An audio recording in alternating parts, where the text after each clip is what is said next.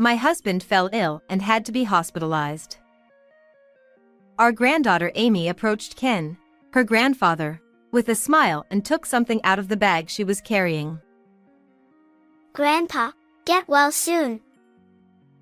There were 1,000 origami cranes. Amy. Ken received them with a surprised expression. After gazing at the cranes for a moment, as if he had realized something, he tore them apart. Hey, what are you doing? Don't trample on Amy's feelings. But Ken's eyes were cold. Don't you understand this? Huh? Prompted by Ken, I also took the cranes into my hand. Upon closer inspection, among the neatly folded cranes, there was a message written, "I want to go shopping with you again when you get better." This means... As I gazed at the message, recalling what happened just the other day. I can't make origami. Amy did say that. The warm atmosphere turned cold and heavy, and everyone fell silent. Tonight's dinner is fried chicken and roasted potatoes. Oh, that sounds like it would go well with some drinks. Please drink moderately. Casual exchanges between the couple that happen every evening. I, May Brown, have been married to my husband Ken for 35 years. Ken runs an architectural firm, and our life has been smooth sailing. Dad, actually, I got some good liquor from a business associate today. The one whispering to Ken is our second son, Louis, of the Brown family. Louis studied architecture overseas for a few years during his student days, but now he lives with us. Well done, Louis. Let's have it right away. Oh, Louis, don't spoil your father too much. Of course, I know. Louis was fascinated by the architectural structures Ken had worked on when he was a child, and he desperately continued his studies with the dream of becoming an architect. He successfully obtained the coveted first-class architect qualification. Not only was Louis dedicated to his studies, but he also had a strong charisma since his student days, being well liked by many. Ken admired Louis's diligence and charisma, which led him to decide that Louis would be his successor. Louis has always been good at capturing people's hearts. It's just natural for me. As I smiled at Louis's shy demeanor while scratching his cheek, I suddenly glanced at my phone and saw a message notification. It was a message from our eldest son, Anthony, saying that he couldn't come home for a while because he couldn't take time off due to work. He must still be busy as usual. After studying for 4 years at university to become a qualified chiropractor, Anthony started living on his own immediately after graduating.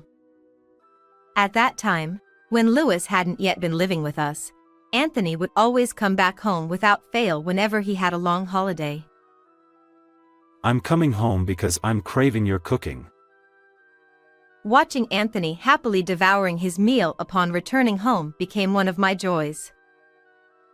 We had been maintaining a good relationship, but a new breeze blew in the third spring after Anthony left home. It was during one of Anthony's usual visits home when I served him dinner. Thanks for the meal. Unusually, Anthony didn't ask for seconds and seemed to be finishing his meal. You usually eat more. Are you feeling unwell? Anthony seemed a little hesitant before speaking. I fell for a girl I met at a mixer. I can't sleep at night because I keep thinking about her. So, it's finally your turn to shine. Ken, who had been listening to the conversation, happily exclaimed. She's incredibly beautiful. And she gets the most attention from the guys, so I cannot lose. You'll be fine, Anthony. With sparkling eyes, Ken placed his hand on Anthony's shoulder and said confidently, Thank you, Encouraged by Ken, Anthony left home, and a month later, he started dating Hannah. Their relationship went smoothly, and a year later, they decided to get married. A wedding is a once-in-a-lifetime event, so I want to make it grand.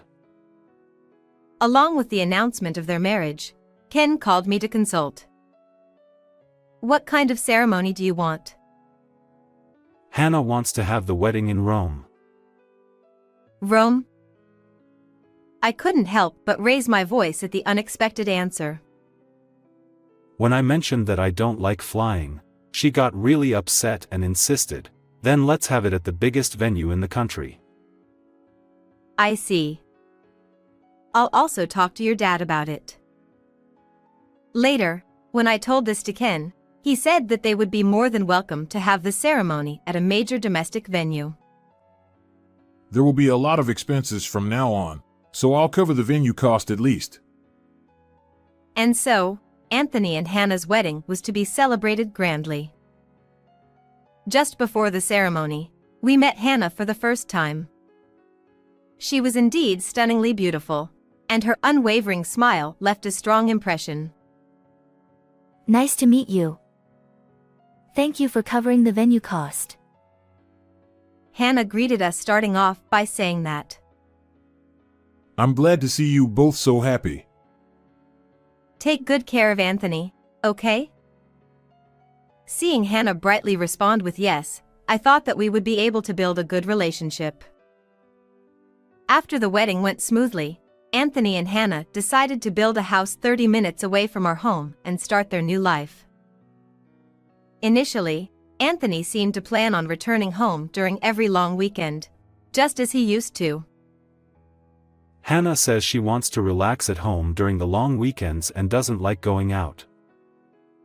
I understood that they wanted to spend time together as newlyweds when Anthony conveyed this message to me. Around the same time, Lewis returned home after obtaining his architect qualification abroad, so he started living with us again. A year later, when Anthony and Hannah had a baby girl, they visited our house for the first time. She looks just like Hannah. She's adorable. With a smile on their faces, Anthony and Hannah introduced their daughter, Amy, to us. We've been so busy with work. Having you guys around is really reassuring. We'll help as much as we can, so don't hesitate to ask if you need anything. Lewis nodded in agreement with our words. Thank you. I'm embarrassed to admit, but I'm a bit of a neat freak, so I can't stay long at other people's houses, which is why we haven't visited much. I see. We'd love to have you over occasionally, but we won't force you if it makes you uncomfortable. Thank you. After that, Hannah never visited our home, as she said, but we often received calls from Anthony. Mom, I need your help. Whenever Anthony started with this familiar phrase, we always welcomed it without hesitation. We refrained from interfering in their parenting, but we understood that Anthony and Hannah were busy. Spending time with Amy became our joy. Time flew by, and before we knew it, Amy had become a third grader, and she had grown quite fond of us. One day, instead of the busy Anthony and Hannah, we took Amy shopping. In a large shopping mall, Amy's eyes sparkled with interest as she looked at various items. Grandpa, what's that? With a friendly smile, she pointed at a balloon being sold by a girl. Amy, that's a balloon. Balloon? Yes, it's filled with air, and if you don't hold onto it tightly, it will fly away into the sky. Ken bought a balloon and handed it firmly to Amy's hand. Wow! It's so light. Ken couldn't help but smile affectionately at Amy's happy dancing. Pretty amazing, huh?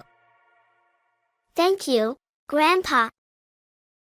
After that, Ken continued to buy whatever caught Amy's interest, one after another. A few days after Amy left happily, we received another call from Anthony. I'm going to be late again today. We assured Anthony that there was no need to apologize. We had already found several places where Amy could play comfortably. This park has a large playground, so there's plenty to do. When Amy and everyone else arrived at the park, Louis proudly spread his arms wide. Yay! I want to go on the swings. Alright, then let's have a swing competition. Louis also doted on Amy and played with her as if she were his own daughter. Since Amy liked to move around, she seemed to have plenty of fun even at the park. Every week, we spent time with Amy. It was on one such day that something unusual happened. Ken, usually healthy, seemed to be struggling with a persistent cough since the morning. Are you all right? Just dry throat. Ken said so, but despite drinking water and sucking a cough drop, the cough didn't seem to subside at all. Dad, I'll take you to the hospital. I'm fine. Ken tried to brush it off, but his cough only worsened. And then, amidst violent coughing, he collapsed, spitting out blood. Ken. Dad! Louis rushed to Ken and desperately called out to him, but Ken seemed unconscious and didn't respond. In a panic, I called an ambulance, and Ken was rushed to the hospital, so Louis and I followed in a taxi. Upon reaching the hospital, Ken received immediate treatment and fortunately, it turned out that he didn't have a serious illness. He would be able to be discharged in a few days. However, Ken needed to rest for a while. After returning home once to gather the necessary items for his hospital stay, I informed Anthony as well. They said it was due to the change in seasons, but please don't overdo it, I said, holding Ken's hand, tears welling up in my eyes. Yeah, I'll be careful. Dad, you'll get better soon for sure. Relieved that Ken could respond properly, we decided to return home. A few days later, while we were chatting with Ken, Amy arrived with Anthony to visit. Dad, how are you feeling? Sorry for causing trouble even when you're busy. I'm relieved to see you looking better than I expected. As Anthony and Ken chatted in a relaxed atmosphere, Amy remained unusually silent. Amy, say hello to Grandpa. Amy, who usually greeted us with a smile as soon as she saw us, had a stiff expression even when prompted by Anthony. Thinking she might be nervous because it was her first time in a hospital, I tried to cheer her up. Amy, you look lovely in your outfit today too, I said brightly. The clothes Amy wore were the ones we gave her as a Christmas present before. Thank you. Perhaps being complimented on her clothes helped distract her a bit, as her stiff expression finally faded. Then, Amy smiled slightly, approached Ken, and took something out of the bag she was carrying. Grandpa, get well soon. It was 1,000 paper cranes. Amy. Ken received it with a surprised expression, and as he gazed at the paper cranes, he seemed to realize something and tore them apart. Hey, what are you doing? Don't trample on Amy's feelings like that. But Ken's eyes were cold. Don't you get it? Huh? Prompted by Ken, I also took a crane in my hand. Upon closer inspection, beautifully folded cranes had a message expressing a desire to go shopping again with Ken once he got better. Is this? Yeah. Amy didn't write it. The warm atmosphere suddenly changed to a cold and heavy one. Everyone fell silent. As I stared blankly at the message, I recalled something that had happened just recently. On a day when the news reported a record-breaking cold, I received a call from Anthony as usual. I'm sorry. Amy has a fever, and neither Hannah nor I can come home right away. Oh my God. Let's go pick her up from the nursery right away. Amy, whose cold had worsened, was left in our care, and she was bedridden for a while. I hope you get well soon. While taking care of meals and changing clothes, I folded cranes in my spare time. With care, Amy, who had been in a daze for a while, gradually recovered. Grandma. Amy. Finally able to speak, Amy blinked a few times and then looked at the 1,000 paper cranes I had made. What's that? This is called 1,000 paper cranes. It's a wish for you to get better from your illness. Wow. I can't do origami. Oh, is that so? Let's do it together when you're feeling better. Yeah. Thank you, Grandma. Amy did say that. It's still quite recent since that day, and it was just last week when her fever went down enough for her to move around. Even if she had learned to fold them since then, the cranes I have now are much better crafted than the ones I made. Not only that, the handwriting of the message, while similar at first glance, subtly differs from the ones in the secret letters I occasionally receive from Amy. Amy, I won't get mad. I just want to know. Who prepared these? Despite Ken's inquiry, Amy just bit her lip tightly and shook her head. Amy? No matter how much we asked, Amy didn't seem willing to answer, so Ken let out a light sigh and turned to Anthony. Anthony, all receipts for items given to Amy are kept at home. Huh? What's going on all of a sudden? Anthony, still clueless, looked at Ken with a puzzled expression. Go back home and look for the items in the receipts. If they're not there, check the security camera footage. Huh? In fact, we had been noticing something off about Amy's behavior for a few months. She used to be curious about new discoveries and would play wholeheartedly in the park, but gradually her attitude began to change. On that day, the weather was lovely, and we were planning to take Amy to the park as usual. Grandpa. It's boring. Since Amy had never shown disinterest in going to the park before, we were quite surprised. Amy, are you feeling unwell? No. I just want a new toy. What about the kitchen play set we got you last time? It's boring. Considering that Amy had never been demanding or complained before, we initially thought there might be something seriously bothering her. I see. Amy is growing up. Maybe it's not suitable for her age anymore. With a somewhat indulgent expression towards his first granddaughter's whims, Ken decided to buy her a new toy that time. However, as time went on, Amy started complaining more and more. Grandpa, I already beat the game you bought me the other day. Really? You beat it already? It's only been a week. Aren't you playing too much? While we usually didn't interfere with Anthony and Hannah's parenting decisions, we couldn't help but have some doubts.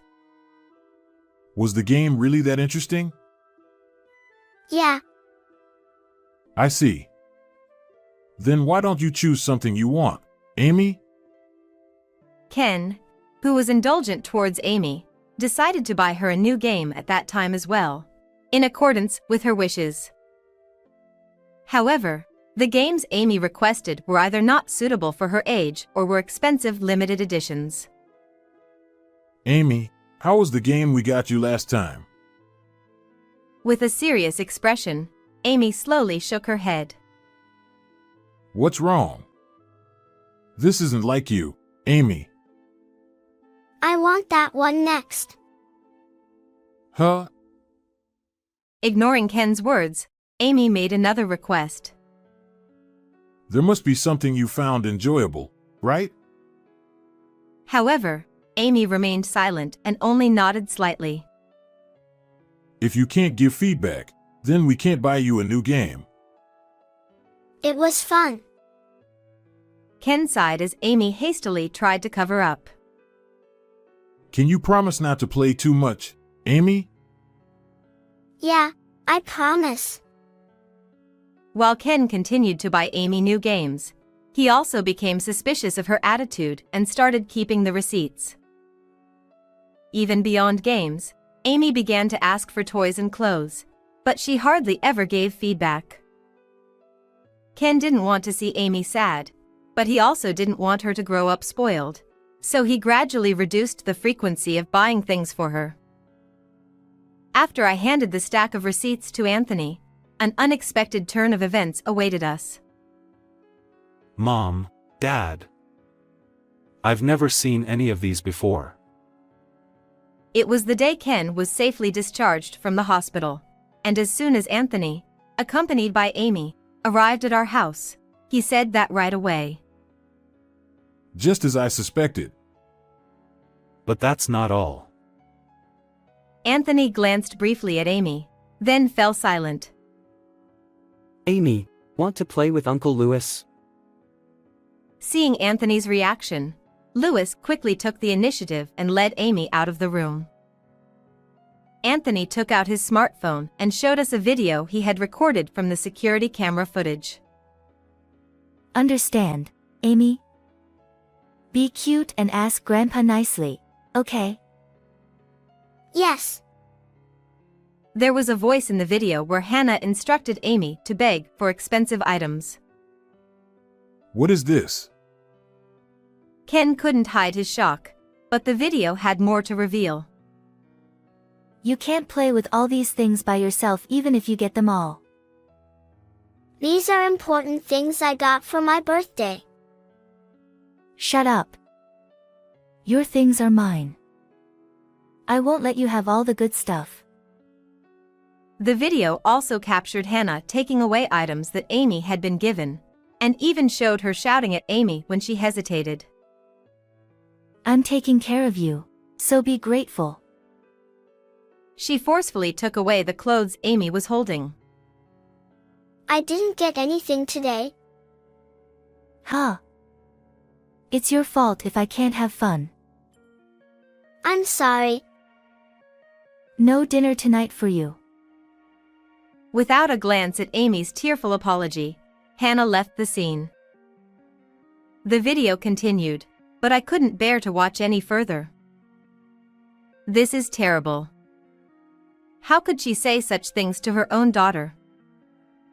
It seems like a lot of this happened while I was away at work. I didn't notice. I'm a failure as a father. Anthony's words were accompanied by shaking shoulders and tears streaming down his face, expressing both regret and anger. There might be other things she's hiding. Yeah. I'm planning to hire a detective. Afterward, it seems Anthony did indeed hire a detective. The investigation revealed that Hannah had been having an affair. Furthermore, it was discovered that she had been selling items she had persuaded us to buy through Amy, using the money to have fun with her lover. I want to have a serious talk with Hannah. I'll ask Louis to take care of Amy, and I want you guys to be there too. With a determined expression, Anthony came to us, and Louis responded with a serious face. Leave Amy to me. Of course. We have plenty to say to Hannah as well. Thank you. Later, Anthony entrusted Amy to Louis and brought Hannah to us. I'm busy with work tomorrow, so please make it brief. Anthony broached the main topic with Hannah, who maintained a confident and assertive demeanor with a cold attitude.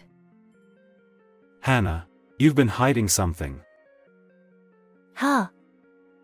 What are you talking about? Crossing her arms, Hannah raised her eyebrows.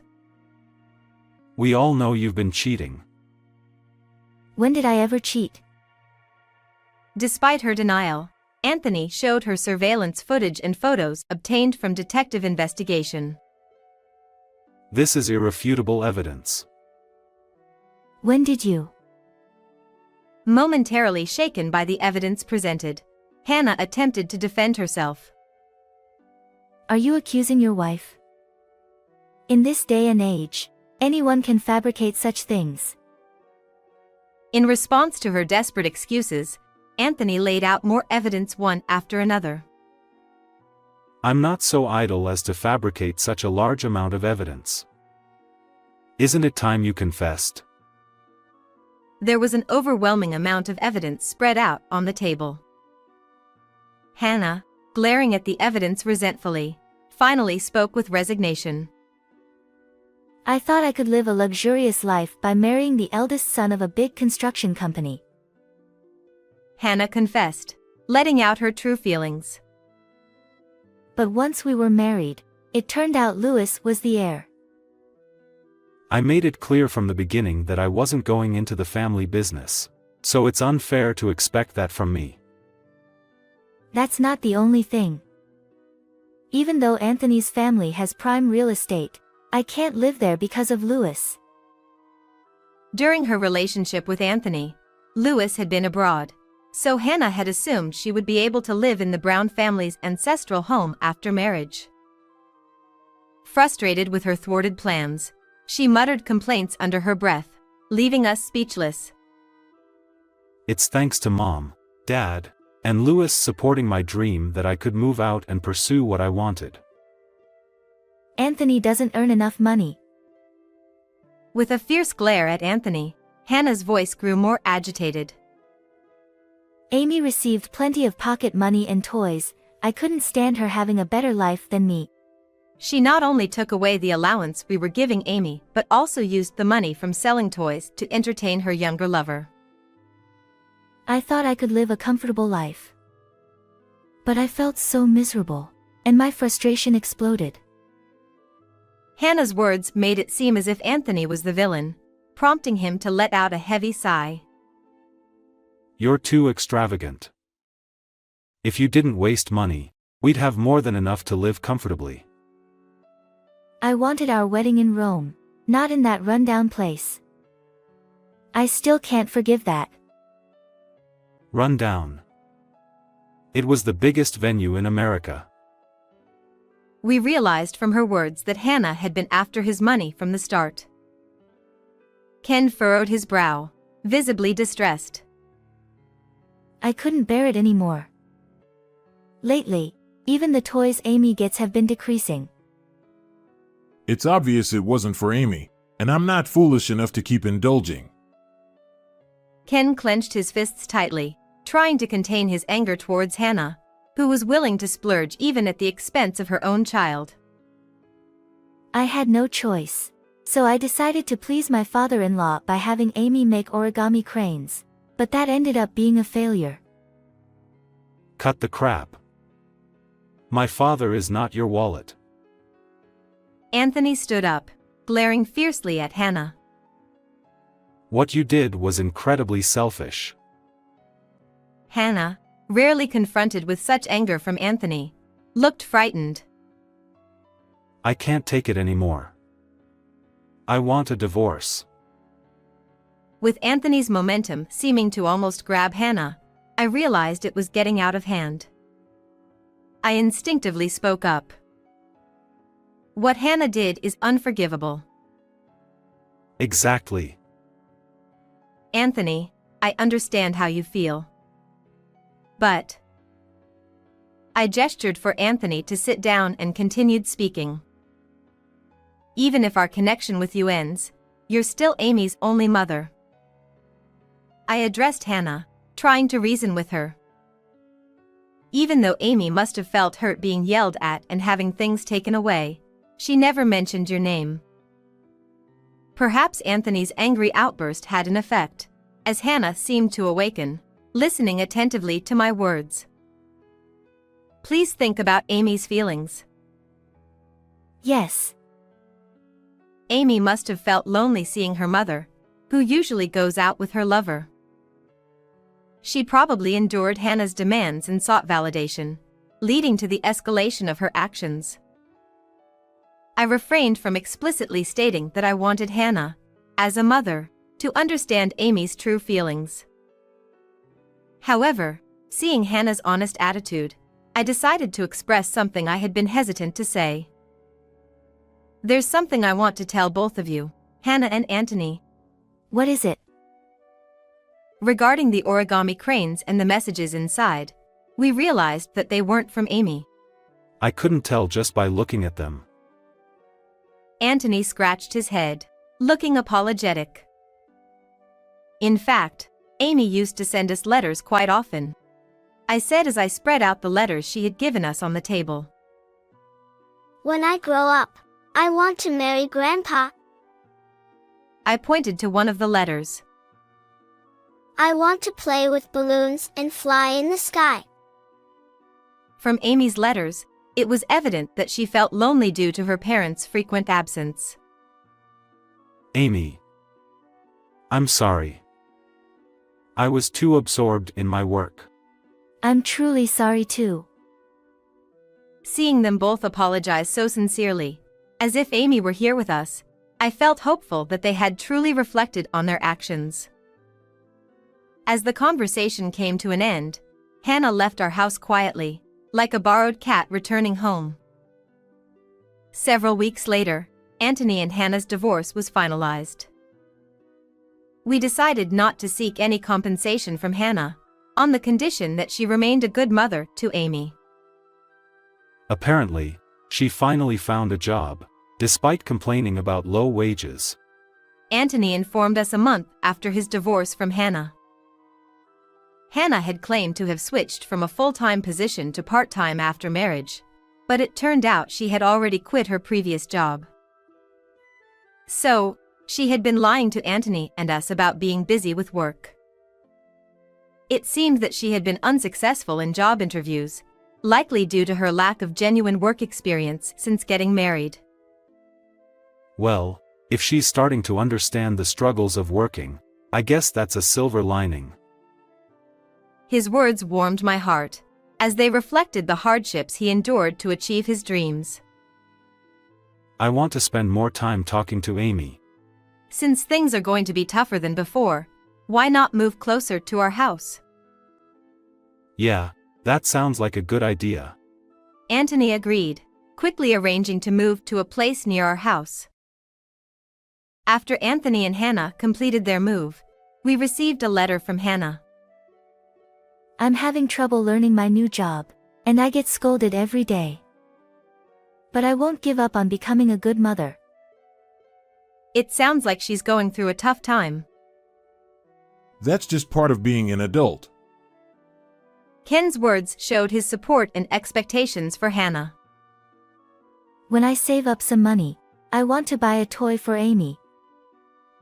The letter concluded with Hannah's strong determination. I hope she works hard and changes for the better. My husband nodded strongly in agreement. Since the move, Amy has been coming to our house to play more frequently. With less travel time than before, we find it easier to support Anthony and Amy, and their lives seem more stable. However, I'm concerned about the occasional lonely expression on Amy's face. It's unavoidable, but Amy must feel lonely without her mother suddenly gone, right? I spoke to Anthony while watching Amy play with Ken and Lewis. Yeah. She sometimes murmurs, "Mom," in her sleep, so I feel guilty about it. We'll support her as much as we can, so don't hesitate to ask for anything. Seeing me determined to live a long life, Anthony smiles. Mom, thank you as always. Please stay healthy from now on. Though I didn't say it aloud, I hope for the day when Hannah, having had a change of heart, can come to visit Amy.